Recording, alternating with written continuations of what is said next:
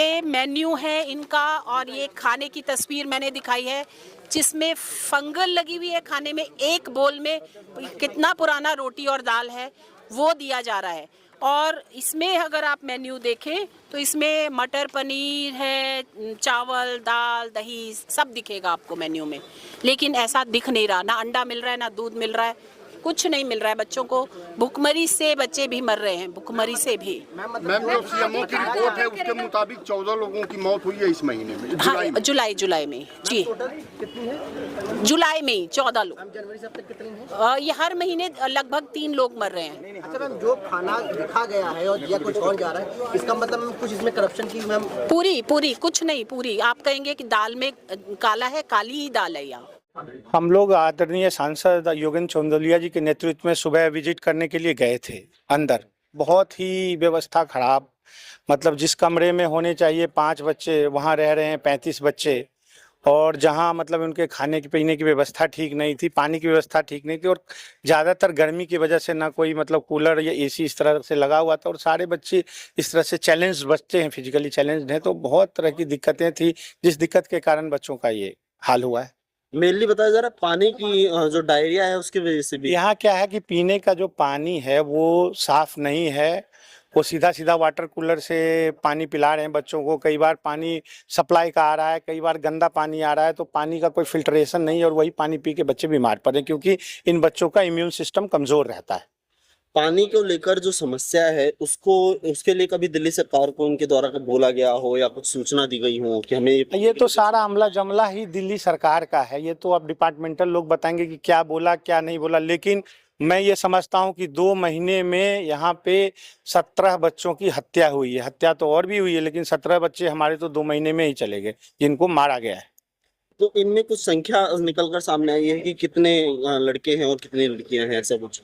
अब एग्जैक्ट तो वो आप देखेंगे, जो उनका सीट आएगा उसमें आ जाएगा। आप लोग को, मीडिया को भी ये लोग देंगे। अब चूंकि अब तो मामला बढ़ रहा है, लेकिन हम लोगों को 23 तारीख से ये बात जब से पता चला, हम लोगों ने प्रयास किया, अपने उस पर उठाया। तो सुबह सबसे पहले सांसद जी आए, हमने कुछ मीडिया के बंधुओं को कहा था, उन लोगों ने अखबार वगैरह में निकाला और धीरे धीरे ये मामला आगे बढ़ा। बताया जा रहा है कि यहाँ पर जो संख्या है वो भी काफी अधिक है, एक ही कमरे में। यहाँ मैंने कहा ना कि जो 5 या 7 बच्चों का है, तो उसमें कम से कम ये मान के चलिए कि 32 बच्चे 36 बच्चे इस तरह से बच्चे रह रहे हैं, कई गुना ज्यादा है। स्ट्रेंथ इसकी है 300 की और रह रहे हैं 1500 बच्चे, तो 5 गुना ज्यादा। तो व्यवस्थाएं वैसी चरमरा जाएंगी। इन पूरे मामले पर दिल्ली सरकार से क्या कहना चाहेंगे? आतिश जी के पास जल विभाग। देखिए भैया, ये सरकार, हम लोग जब दिल्ली में अपना ड्रीम लेके आए थे तो उस टाइम ये था कि दिल्ली दिल वालों की शहर है। अब तो ये दिल्ली हत्यारों की शहर है। यहाँ की सरकार लोगों को मार रही है। कोई बच्चा यूपीएससी करने आ रहा है, वो करंट से मर रहा है, कोई पानी में डूब के मर रहा है, और यहाँ 17 बच्चे ऐसे मर गए। मुकुल, जैसे कि हमारे बड़े भैया मनीष चौधरी जी ने बताया कि सुबह से हमारे सांसद महोदय जी के नेतृत्व में भारतीय जनता पार्टी रिठाला विधानसभा और भारतीय जनता पार्टी दिल्ली ये पूरी आवाज़ प्रखर बुलंद कर रही है कि बच्चों के साथ जो नाइंसाफ़ी हो रही है। आज मुझे बड़ी खुशी है कि हमारे आदरणीय सांसद महोदय ने इस बात को इस क्रम में उठाया, और आज बहुत ये एक राष्ट्रीय मुद्दा बनता नजर आया, क्योंकि हमारे सामने अभी हमारी राष्ट्रीय जो महिला आयोग की हैं रेखा जी, वो भी आज अभी आए हुए हैं और वो संज्ञान ले रही हैं।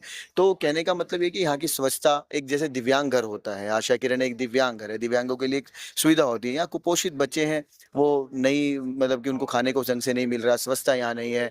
पीने का पानी यहाँ से मात्र, मैं आपको बताना चाहूंगा मुकुल, आशा किरण अवंतिका से मात्र 300 मीटर की दूरी पर विधायक कार्यालय है, जो पिछले कई वर्षों से जल बोर्ड का पानी इतना गंदा आ रहा है हमारी विधानसभा में भी, लेकिन वो आज तक ठीक नहीं कर पा रहे।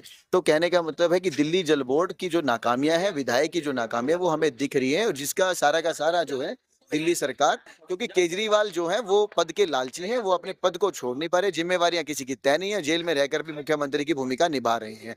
तो मेरा कहना इतना ही है कि दिल्ली सरकार को इस विषय में विशेष संज्ञान लेना होगा। ये जो है उनकी हत्या नहीं है, ये हत्या करवाई जा रही है। हत्यारा अरविंद केजरीवाल है। हत्यारे जो है वो अरविंद केजरीवाल। बिल्कुल बिल्कुल। इस पूरे मामले का खुलासा कैसे हुआ, कब हुआ?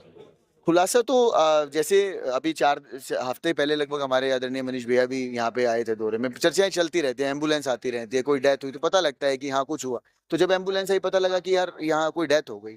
फिर रूटीन ऐसा बनता रहा कि हर दूसरे दिन एम्बुलेंस आ रही है, तो उसको विजिट करके आए हमारी यहाँ रिठाला विधानसभा की टीम। आदरणीय आज हमारे सांसद महोदय जी आए, तब देखा तो वहाँ अंदर की सारी व्यवस्थाएं देखी। बड़ी दुर्भाग्य था कि आज दिल्ली सरकार इतना मोटा फंड उसको यूज कर रही है। मुझे लग रहा है कि सब चीज घोटाले में जा रही है।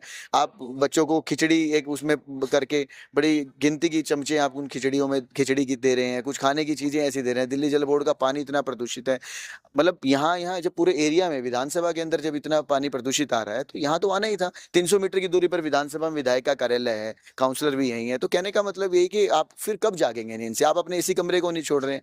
और दिल्ली सरकार का जो मेन नुमाइंदा है, डबल इंजन की सरकार होने के बाद बिल्कुल फेल है। डबल इंजन की सरकार बिल्कुल फेल है। डबल क्या, यहाँ बहुत सारे इंजन है, मैं तो कहूंगा पूरा फेलियर है। और दिल्ली इस समय ऐसे मुहाने पे खड़ी है, सिर्फ सत्ता का लालची केजरीवाल अपनी जो है कुर्सी नहीं छोड़ना चाहता है, जिसकी वजह से आज हमें ये आए दिन यूपीएससी के आपने यूपीएससी के 3 स्टूडेंट को खो दिया, जो आने वाले हमारे देश का भविष्य होते। आज हमें डर लगता है, अपने बच्चे निकलते हैं, हमें डर लगता है कभी उनको करंट ना लग जाए, पानी का जल भराव ना हो। आखिर आप है कहाँ? तो सोचने वाली बातें हैं।